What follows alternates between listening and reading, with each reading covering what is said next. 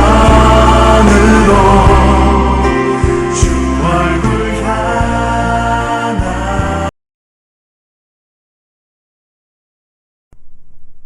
창세기 13장.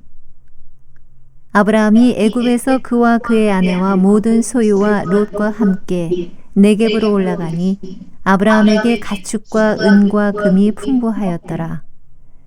그가 네겝에서부터 길을 떠나 베델에 이르며 창세기 12장. 여호와께서 아브라함에게 이르시되 너는 너의 고향과 친척과 아버지의 집을 떠나 내가 네게 보여줄 땅으로 가라. 내가 너로 큰 민족을 이루고 네게 복을 주어 네 이름을 창대하게 하리니 너는 복이 될지라. 너를 축복하는 자에게는 내가 복을 내리고 너를 저주하는 자에게는 내가 저주하리니 땅의 모든 족속이 너로 말미암아 복을 얻을 것이라 하신지라.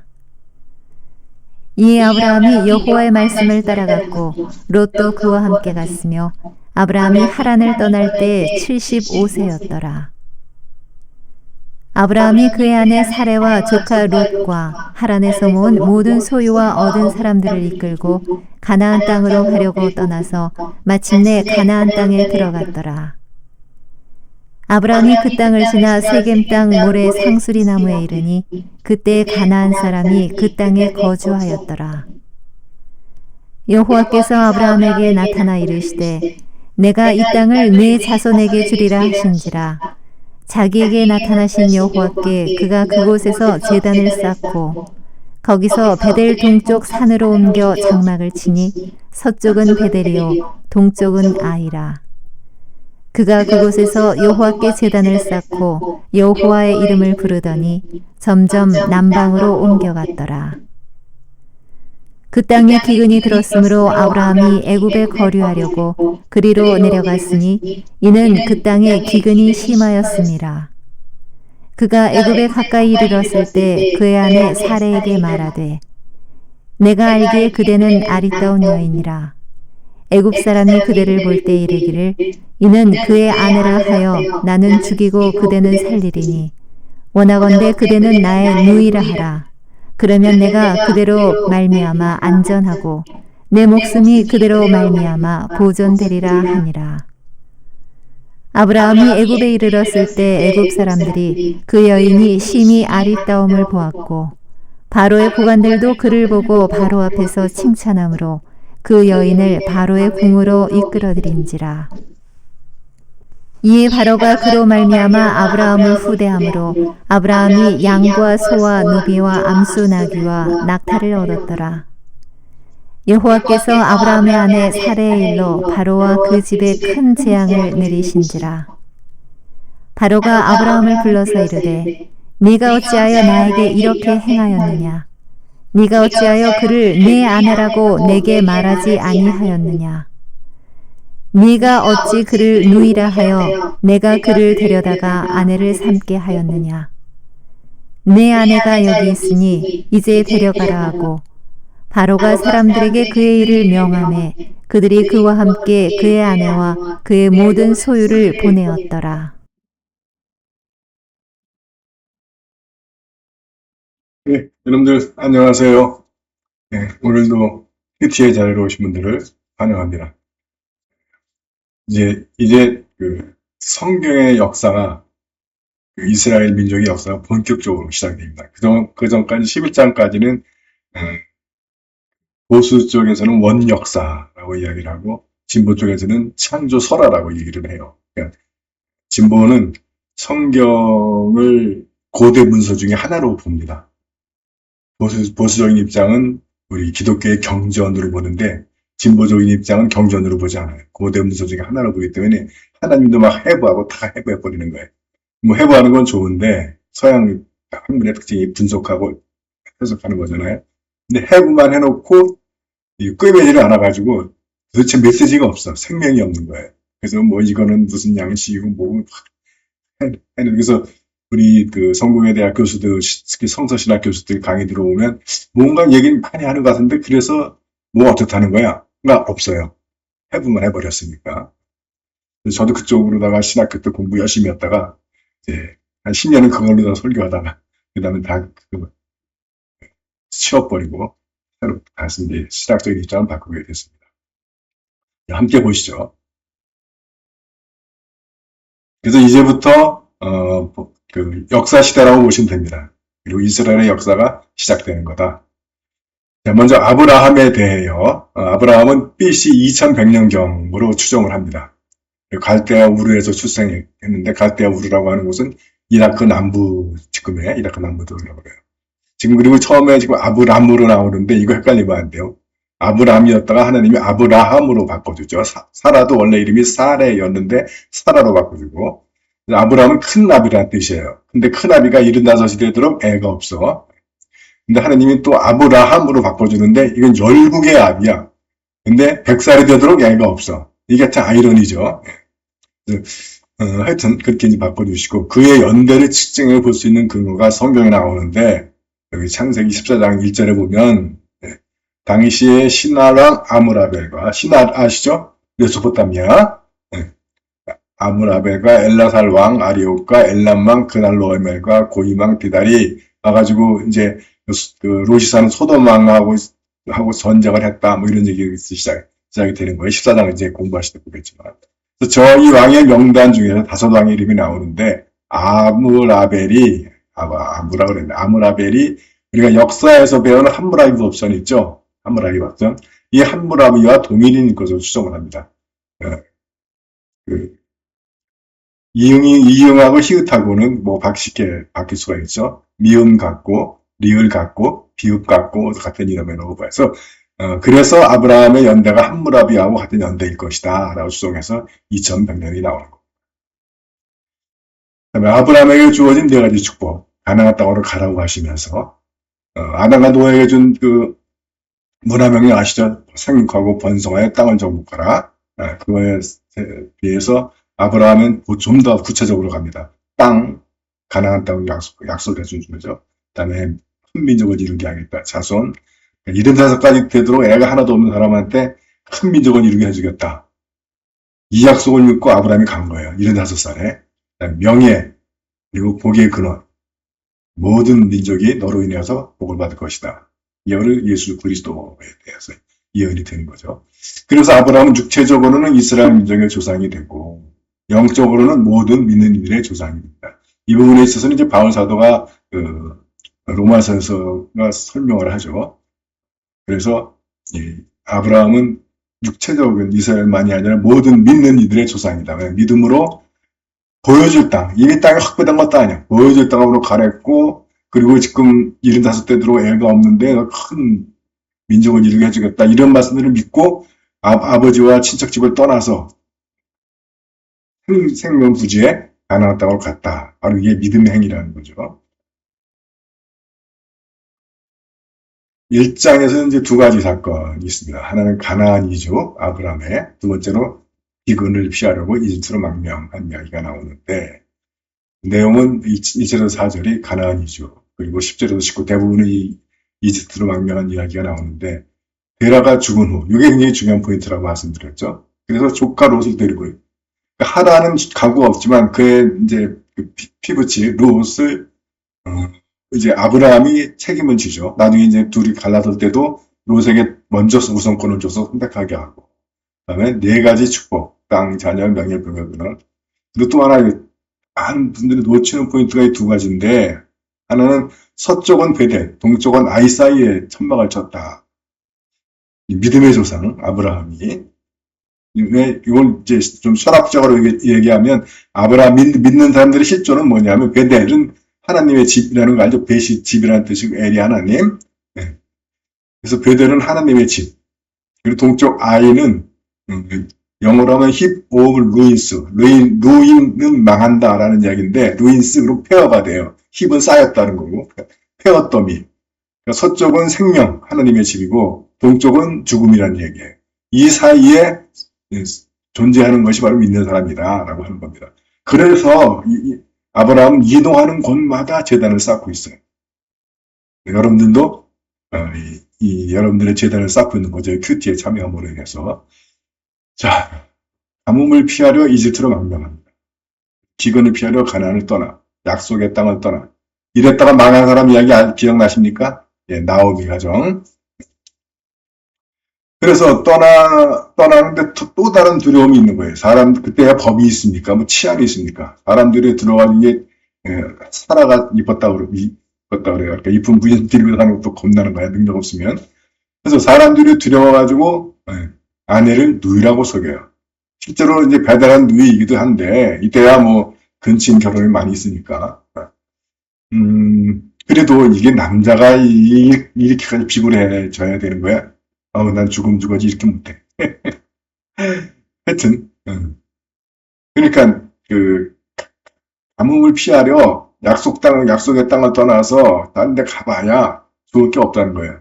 그런데 다행히 하나님이 파라오에게 나타나셔서, 아브라함이 아내를 되찾고 오히려 아브라함의 이런 비굴한 에도 불구하고 오히려 그를 통해서 그가 더 부유해지고 강성해졌다 하는 이야기입니다. 그것은 무슨 의미인가? 사명을 비전을 위한 헌신, 가나안으로 가라라고 하는 말씀. 근데 먼저 간 아들을 그리워하는 데라. 그래서 거기 머물렀던 지역을 하란이라고 이름을 짓고 먼저 죽은 막내 아들을 그리워했던 데라. 누가 더 하란에게 유익한가? 물론 이런 사람도 필요하죠. 그리워해주는 사람도. 그러나 일단 하란에게 롯이라고 하는 아들이 있잖아요. 그 아들의 장래까지 책임져주는 아브라함. 사명과 비전을 위해서 이것이 더 중요한 것이 아닌가. 그래서 여러분들은 어떻게 생각하시는지 모르겠어요. 아브라함은 아직 땅이 확보되지도 않은 상태에서 하나님의 가나안으로 떠나라는 명령에 순종합니다. 그러다 보니까 왜 낯선 환경, 이게 낯선 환경이라는 게 이 당시에는 텃세도 심하고 폭력도 많고 그래가지고 우리도 한 50년 전만 해도 그랬잖아요. 시골 길 못 가잖아요. 동네에 텃세 부려가지고 막 와서 시비 걸고. 예. 우리도 그랬는데, 이때야 벌써, 우리 지금부터 한 4,000년 전인데, 이때는 정말 뭐 힘 있는 놈이 완전히 뭐, 대장이죠. 이런 환경, 이렇게 위험하고 낯선 환경에서 의지할 것은 오직 하나님 뿐이다. 근데 이게 아브라함만 그러냐고, 우리는 안 그러냐고, 거칠고 낯선 환경에서 결국은 우리는 하나님밖에 의지할 수가 없다. 인간의 시조는 하나님의 집, 베델과 헤어덤이 죽음 사이의 존재다. 그리고 세상은 온통 정의가 가득하다. 그래서 살기 위해서 발버둥 치는 아브라함을 책임지시는 하나님. 그래서 그가 부인을 동생이라고 사기쳐서 이거 정말 뭐 어떻게 보면 심하게 얘기하면 팔아먹는 거야. 그래가지고 파라오가 미안하니까 막 헌물 잔뜩 주잖아요. 그래가지고 부자가 됐다는 거야. 이거 남자가 정말 모르죠. 근데 이런 상황이 되면 그럼에도 불구하고 아브라함을 책임지시는 하나님. 하나님 가라고 그랬으니까. 갈대아우로 하란에서 잘 살고 있었는데 또 떠났으니까 그 하나님의 아브라함을 가나안에 보내시는 이유가 있죠. 이제 우리가 계속 읽어나가다 보면 그 이유가 나옵니다. 적용, 그것은 내게 무슨 의미인가? 인간의 감정이나 욕망이 아니라 비전과 사명을 따라 사는 생활. 믿음은 현찰이 아니라 수표. 아직 실현되지 않은 것에 헌신하는 것이다. 그래서 이 수표는 중요한 것이 액면도 중요하지만 그것보다 그 수표를 이사한 사람, 사인한 사람, 누가 발행한 수표냐? 그래서 그 사람이 이 수표의 X를 감당할 능력이 되냐? 능력 중요한 거죠. 우리가 결국 믿음에 헌신한다라고 하는 것은 그 약속을 주시는, 그 명령을 주시는 하나님의 인격과 능력과 나를 향한 사랑에 대한 믿음이 있어야 가능한 거예요. 그렇지 않으면 실현되지 않은 것을 헌신할 수가 없죠. 그래서 이 험한 세상에 의지할 일은 오직 주님 하나. 나의 발걸음마다 주님과 동행. 내가 세우는 재단 큐티로 동행하는 거죠. 아브라함도 이 길을 모면하기 위해서 치사한 수법을 사용해요. 치사한? 비굴하죠? 비굴한. 근데 인생이 이러지 않고서는 우리의 모든 남편들, 또 생활전선에 있는 분들 이렇게 살아야 되잖아요. 그래서 처음에 이거 읽을 때는 실망해요. 아브라함 이거밖에 안 되나 싶은데 오히려 우리 모두 다 연약하고 압박과 위험 앞에서 연약한 존재들이죠. 그리고 때로는 비굴할 수도 있고, 기사할 수도 있고, 한데, 바로 그런 아브라함을 그것까지 은혜로 작용시키지는 하나님. 이게 복음 아닌가 싶어요. 이 믿음의 조상이라는 아브라함도 이런 모습이 있는데, 그럼에도 불구하고 하나님이 이거를 다 축복으로 바꿔주신다. 우리도 똑같이 아브라함처럼 연약한데, 이게 복음이 아니겠는가. 스페이스에 맞춰 고백해야 할지. 뭐, 꼭 찾아내려면 찾아낼 수 있겠는데, 부인을 누이라고 한 거, 좀 비굴하긴 한데, 근데 그게 인간의 연약함이죠. 우리 모두 뭐 똑같진 않아도 비슷한 그런 비굴하거나, 예, 야비하거나, 치사하거나, 뭐 그런, 하면서 살지 않아요? 예. 붙잡아야 할 약속. 내가 너를 큰 민족을 이루고 자녀와 땅 그리고 내게 복을 주어 내 이름을 창대하게 하리니 너는 복이 될지라. 피해야 할 행동. 기근을 피하려 애국으로 이주하는 것. 순종해야 할 명령. 너는 너의 고향과 친척과 아버지의 집을 떠나 내가 네게 보여줄 땅으로 가라. 이게 순종하기 쉽지 않은 명령입니다. 그래서 그 점에서 아브라함이 위대한 거예요. 그가 무슨 뭐 능력이 있고 똑똑하고 유능하고 그런 거는 아닌 것 같아요. 근데 일을 잘했다고 간 거야. 75살에. 그래서 하나님께서 그를 축복해 주셔서 그가 점점 강성해지는 거죠. 아브라함의 능력으로가 아니라. 본받아야 할 모범. 첫 번째, 아직 땅도 보지 못했는데 낯선 땅으로 향하는 아브라함의 믿음. 두 번째, 이동하는 곳마다 제단을 쌓는 아브라함. ABCD에 맞춰서 제목. 나는 뭐 오직 믿음 하나 가지고 이렇게 뽑아봤습니다. 여러분 다양하게 뽑으실 수 있겠죠. 뭐 약속의 땅을 향하여 이래도 뭐 멋있잖아 제목이. 뭐 인생이 행복하려면 조금 비그래도 괜찮아. 이렇게 하면 되겠죠. 하여튼 여러분들에게 가슴에 와닿는 그 부분을 가지고 제목을 정하시면 돼요. 감명 깊은 구절. 역시 내가 너를 큰 민족을 이루고 내게 복을 주어 내 이름을 창대하게 하리니 너는 복이 될지라. 이게 아브라함에게 주어진 축복이고 우리가 영적으로 아브라함의 후손이라면 이 축복은 우리에게도 영향력을 미치고 있는 겁니다. 그래서 우리가 이거 붙잡아야 할 약속이에요. 그래서 뭐 지금 내가 애를 또 낳나? 그럴 분 안 계시죠? 여기서 민족은 믿음의 형제자매, 자녀들을 우리가 만들어내는 거죠. 그래서 우리의 이름이 하늘나라에서 믿음의 명문가가 되는 거죠. 이 세상에서 명문가는 돈, 권력, 뭐 이런 걸로다가 정해지지만 하늘나라에서의 명문가는 돈이나 권력이나 명예나 이런 걸로 정해지는 것이 아니라 믿음으로 정해지는 것이죠. 그러니까 믿음만 있으면 이 세상에서 아무리 별 볼 일 없던 사람이라 하더라도 하늘나라에서는 명문가가 될 수 있다는 것. 그래서 너는 복이 될지라. 도전되는 말씀. 역시 너는 너의 고향과 친척과 아버지의 집을 떠나 내가 네게 보여줄 땅으로 가라. 과연 갈 수 있을까? 그러니까 이게 뭐 산링이 거단을 나면 갈 수 있어요. 어차피 이래주거나 저래주거나 하니까. 근데 여기 보면 아브라함이 그래도 하나님을 꽤 잘 살았나 봐. 그래서 거기서 모은 재산하고 거기서 얻은 사람들을 다 데리고 갔다 그러잖아요. 돈 말고도 하인들도 있다는 거예요. 그러면 이런 자세도 떠나기 쉽지 않죠. 안정적인 생활을 하고 있고, 그러니까 이게 불을 좋아하잖아. 근데 그럼에도 불구하고 떠났다. 그러면 도전되죠. 기대할 게 아무것도 없으면 뭐 갈 수 있죠. 어차피 이판사판 뭐 가보자 수가 있는데 가진 게 있는 사람은 이제 떠나기가 쉽지가 않습니다. 난해한 구절. 여호와께서 아브라함의 아내 사레의 일로 바로와 그 집에 큰 재앙을 내리십니다. 바로가 무슨 죄 있어? 부인이 이미 있는데도 또 얻어서 그런데 그 당시 왕이 이 여자 저 여자 건드리는 거야. 그런 문제도 아니고. 이스라엘 왕들도 부인이 많았는데. 하여튼, 그래도 하나님께서 이 일로 바로에게 재앙을 내리셨다. 중요한 구절. 너를 축복하는 자에게는 내가 복을 내리고, 너를 저주하는 자에게는 내가 저주하리니, 땅의 모든 족속이 너로 말미암아 복을 얻을 것이다. 땅의 모든 족속이 아브라함으로 말미암아 복을 얻는다. 그 후손 예수님.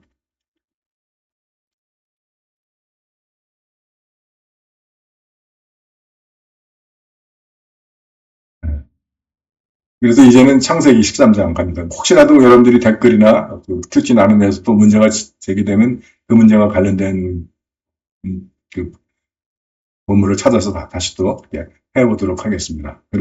그렇지 않은 경우에는 계속해서 창세기를 쭉 나가는 걸로 하겠습니다. 창세기 13장.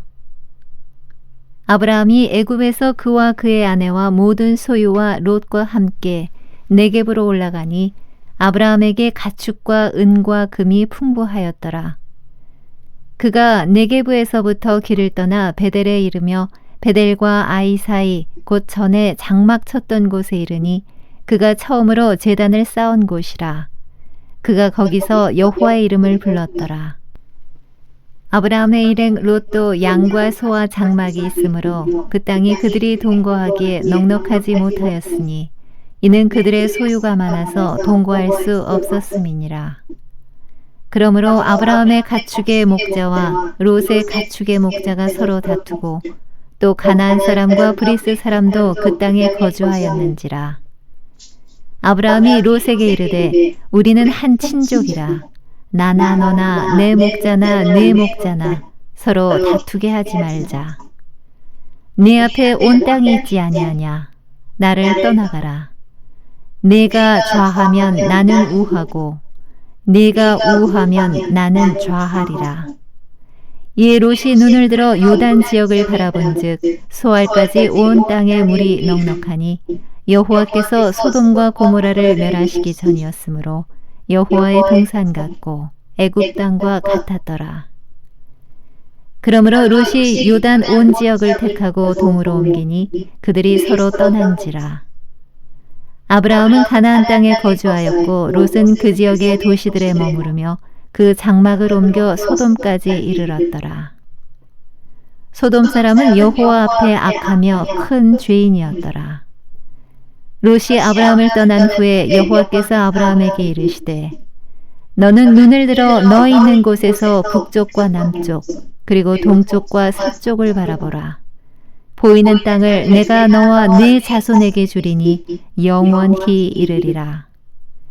내가 내 자손이 땅의 티끌 같게 하리니 사람이 땅의 티끌을 능히 셀 수 있을진데 네 자손도 세리라. 너는 일어나 그 땅을 종과 횡으로 두루 다녀보라. 내가 그것을 내게 주리라. 이 아브라함이 장막을 옮겨 헤브론에 있는 마므레 상수리 수풀에 이르러 거주하며 거기서 여호와를 위하여 제단을 쌓았더라.